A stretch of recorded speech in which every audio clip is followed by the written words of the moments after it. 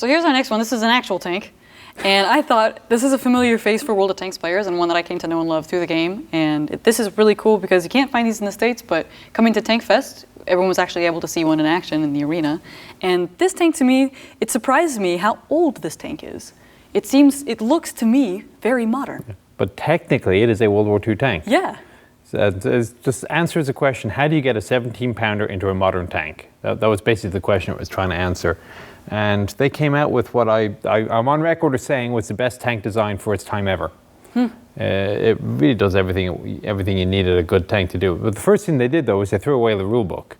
Because up until then, everything had to fit on the British railway system. And I mean, you've seen the British trains, they're not exactly huge. No.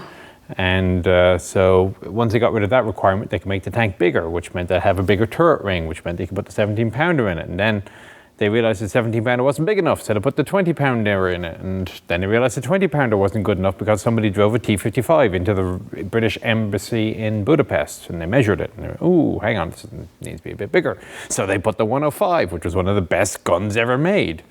And it's, I mean, this particular configuration looks a little bit like the 7.1, the Australian 7.1 in the game a little bit with the spotlight. And I guess the 105, of course, is it's a great tank in the game as well. It's awesome. But sloping armor driver is not lying down yet, but he does have a drinking water tank to his left. Hey. Somewhere you can fill up with water. New bogey suspension system. They finally got rid of the Christie, which was long overdue. And yes, just nice, big, upgradable, roomy tank that was a bit thirsty with the Meteor engine, but could do anything you wanted it to do. Had a wonderfully long service career, different countries, well exported. Here's a basic trivia for you.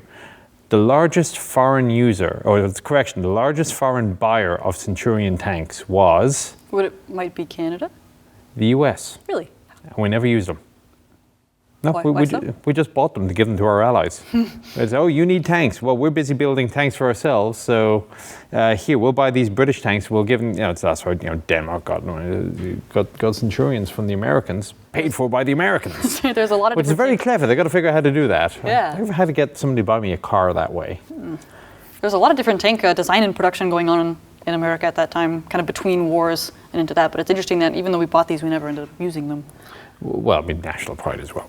But again, also a tank is designed for a certain nation's requirements, and perhaps also it could be the case that Centurion fit Danish requirements, for example, or Dutch requirements better than the M47, M48 might have. Very possible. So anyway, well, tell you what, we've been rabbiting on about vehicles from generally the outside all this time.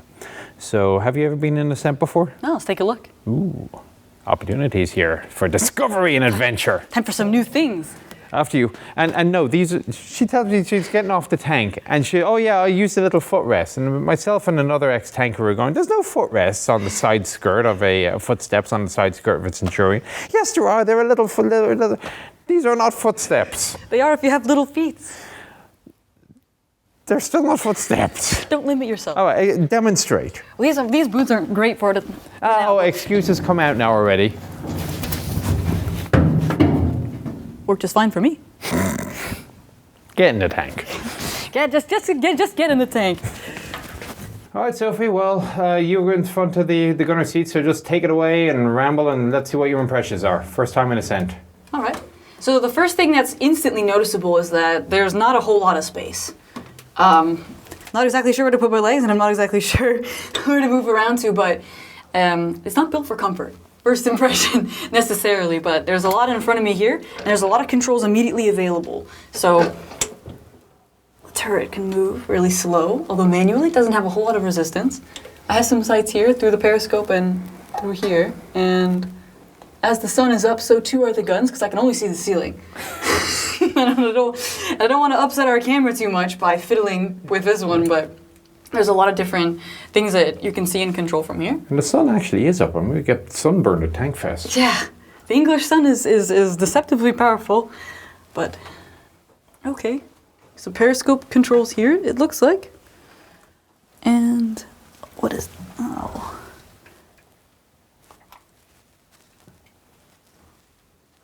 And Sophie continues on a voyage of discovery. Yeah, there's always something new to see and to learn.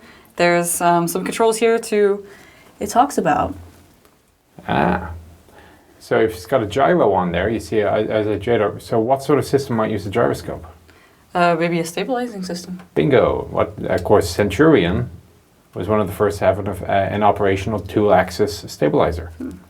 So you could, in theory, fire on the move. You didn't really accurately, but you could in theory. Not really supposed to, but I guess if you had to. But at least you can get a good shot off as soon as the tank stops. Of course, the real problem with stabilizing is stabilizing the crew more than stabilizing the gun, at least in modern terms. We have some sights up here as well, so would this be to adjust those sights?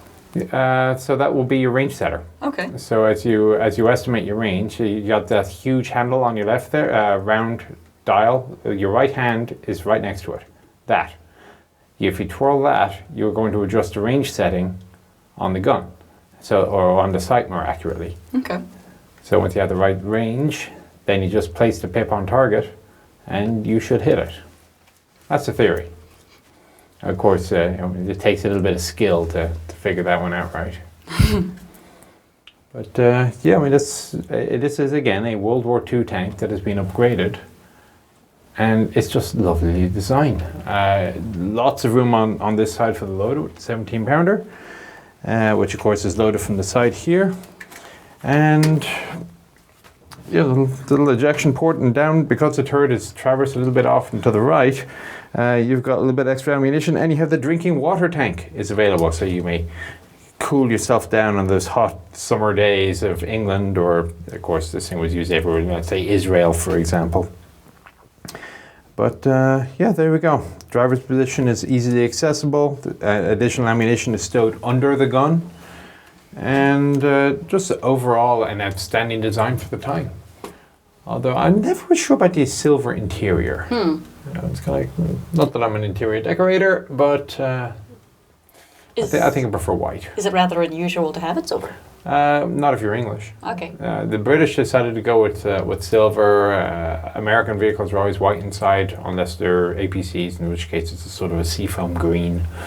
But the idea is that it reflects what little light there is, that you can see better, and also if it's white or silver, you should be able to see hydraulic leaks and so on as soon as they happen. That's the theory. In actuality, it just gets so dirty you don't notice anyway. But all right, well there you go. You've been in ascent. Yeah, you can see really here when we were talking earlier in the Leopard about the space in the turret allowing for movement of the gun. Just kind of gauging, my guess would be that the depression on this tank would be very good. There's a lot of space for this gun to move up and down in this turret. Exactly. Nice. It's a cool piece of history, and again, it ages very well. From the inside, it doesn't look quite as modern as it does on the outside, but I could see how this would be considered some of the best at its time. It really moves away from the British tanks that you see, like as you mentioned, the sloped fronts, right? Yeah, that's a start. Yeah, it really grew up since the early designs like the Comet or something like that, but also more modern looking than something like the Churchill. Well, and the competitor to this, there were two tanks being designed at the same time. There was this, and there was Black Prince. And it's kind of like, really, hands down, go to Centurion. But as you're saying, yeah, this is great inside, and that's because of the job of the Defence Academy here. It requires that everything be as I think this tank is actually running order in theory. That's right. So unfortunately, they won't let us do it. All right, well that's it for this one. I think let's go on to the next. All right.